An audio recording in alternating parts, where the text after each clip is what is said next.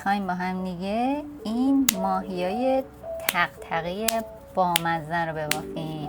به چند رنگ کامبا نیاز داریم، به این گیره های تق‌تقی نیاز داریم، قلاب شماره 3، قیچی و سوزن. بریم با هم دیگه یه دونه از این ماهیای بامزه تق‌تقی ببافیم. ماهیامو بذارم اینجا توی کاسه سنجابیمون. آدم از این تق‌تقا سیر نمیشه. یه چند دقیقه دل بکنم. خب اول میریم برای آماده سازی این گیرمون. با استفاده از یه نخ قرقره ساده میایم اول این قسمت گیره تق‌تقیمون رو به این قسمتش میدوزیم، این قسمت رو به اون قسمت میدوزیم. نخ رو کامل نکشید بیرون.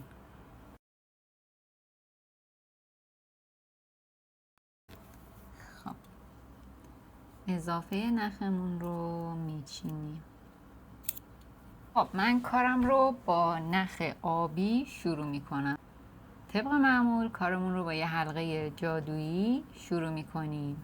روی حلقه جادوییمون 5 تا پایه کوتاه میبافم. توی رج بعد میام روی پایه اولم یه دونه افزایش انجام میدم و 4 تا پایه کوتاه میبافم.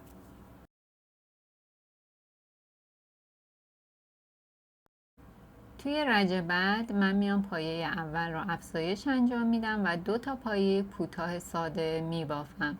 این کار رو 2 بار تکرار میکنم و در انتهای این رج ما 8 تا پایه خواهیم داشت. توی رج بعد من میام 3 تا پایه کوتاه میبافم و پایه 4م رو افزایش انجام میدم. این کار رو 2 بار تکرار میکنم و در پایان این رج من 10 تا پایه خواهم داشت. در انتهای این رج ما 6 تا پایه خواهیم داشت. از اینجای کار به بعد رو ما به اندازه قد گیره تق‌تقیمون روی همین 10 تا پایه کوتاه ساده می بافیم تا برسیم به قسمت بالایی گیره تق‌تقیمون. گیره تق‌تقی ما به این شکل داخل ماهیمون قرار میگیره و تا رسیدن به این قسمت ما پایه کوتاه ساده می بافیم. توی مسیر بافتمون هر جا که دلمون خواست میتونیم رنگ نخمون رو عوض کنیم. این دیگه اختیاریه، میتونید ساده یک دست با یک رنگ ببافید یا اینکه رنگ کارتون رو بارها مثل این کار عوض کنید یا اینکه مثل این کار 2 رنگ ببافید.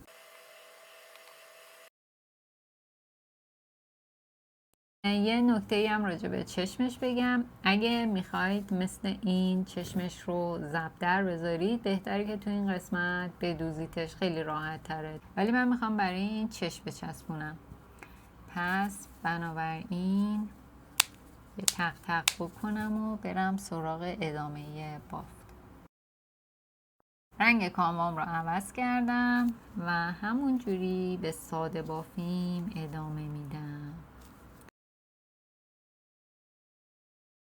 خب این بافت ما تقریبا کامل شده. توی این قسمت من میام کاهش انجام میدم.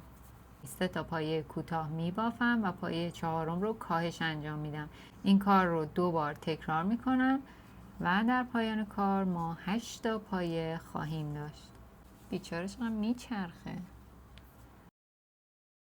گیره تق‌تقیمو داخل ماهیم قرار میدم. من میخوام دم ماهیم سرخابی باشه، پس اینجا نخم رو عوض میکنم. 2 تا پایه کوتاه میبافیم و یه دونه کاهش انجام میدیم. در انتهای این رج ما 6 تا پایه خواهیم داشت. بعد از اینکه کاهشم رو انجام دادم یه دونه پایه میبافم. پایه های 2 طرف رو میذارم روی هم و به هم دیگه میبافمشون. به این صورت میخوایم بریم قسمت دوم رو ببافیم. 4 تا زنجیره میزنم.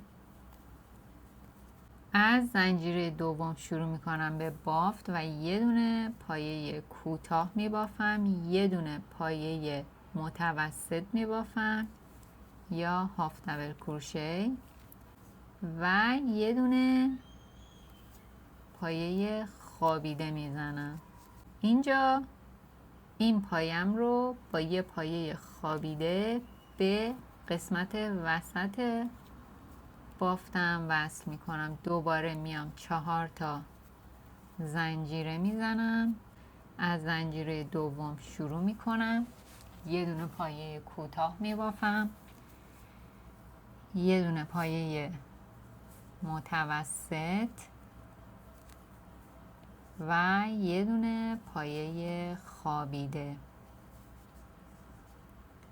پایه آخرم رو به بافتم وصل میکنم و اضافه نخم رو میچینم. با سوزن اضافه نخم رو پشت کار پنهان میکنم.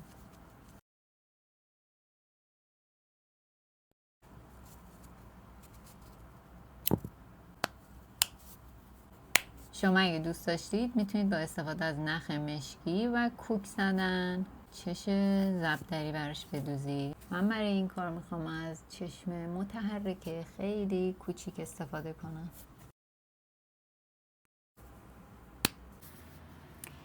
خب اینم از ماهی ما. یاد اون ماهی بیکینی باتن افتادم که میاد اخبار میگفت. یه آموزش دیگه هم تموم شد. دود. برای دیدن آموزش های بامزه بیشتر کانال منو دنبال کنید.